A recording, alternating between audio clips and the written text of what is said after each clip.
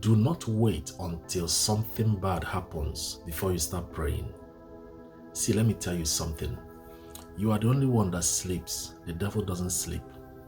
You see, that Satan you are hearing about, he doesn't sleep. He doesn't have a bed or mattress. He doesn't sleep. So do not wait for something bad to happen before you sit up and build your prayer life. Stop making excuses that you don't have time. Stop making excuses that you don't have time. The Bible says that the devil is like a roaring lion going back and forth, seeking for whom he may devour. You are dealing with a wicked person. The devil you are playing with is not playing with you. So sit up and build your prayer life. Don't say I don't have time. When you are driving to work, you could be praying. When you are cooking in your kitchen, you could be praying. During break time at work, you can go and pray. Just take a walk outside and pray. Stop making excuses. Some of you, something bad is happening and you are reluctant. You are just lazy with your prayer life. Satan will so slap you. Hey. Take your prayer life serious. The devil you are dealing with, that Satan is wicked. The Bible said that there is no mercy in his belly. There is no mercy. He doesn't have mercy. He destroys anything. He can kill anything, anybody. He's very wicked. Sit up with your prayer life. Take your prayer life very, very serious. And don't think that somebody is praying for you. Some of you think, oh, my wife is praying for me. Oh, somebody, my pastor is praying for me. It will shock you. People are praying for themselves. Take your prayer life serious. Sit up and don't wait until something bad happens before you pray. Don't wait until you lose a family member before you pray.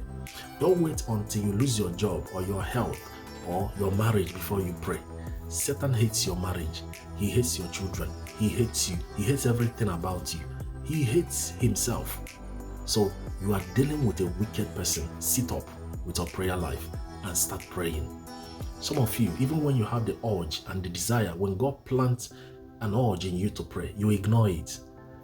That urge is there for a reason. That feeling you have when you sense to pray, you might be praying, you might be sleeping, and God wakes you up and tell you to start praying. It means that there is a family member that something bad is about to happen to, and God is asking you to pray and avert it. Take your prayer life serious. Some of you would have averted a bad situation if you prayed. You would have averted death. You would have averted sickness. You would have averted marital crisis. You would have averted a bad news, but you didn't pray, and it happened. The Bible said, God speaking in the Bible, he said, if I see a man who will stand in the gap, God said, I'm looking for somebody who will stand in the gap. I may have a plan. I may have a promise. I may have a blessing, but I am waiting to see somebody who will stand in the gap and pray. Then I will do what I need to do. Meaning that God is depending on your prayers. If you don't pray, he will not act. Your angel is waiting for you to pray. If you don't pray, your angels will not act. So if you like, be lazy. When you are lazy, your blessing will just be locked up in the spirit realm. Let me end by saying this. Imagine Daniel, the prophet in the Bible, prayed, and Lucifer held an angel sent. I think it was Angel Gabriel was sent to bring him the answer, and Lucifer held him in the air, held him for 14 days. That's to show you how stubborn Satan is. It took Angel Michael to bring the answer, to liberate Gabriel and bring the answer.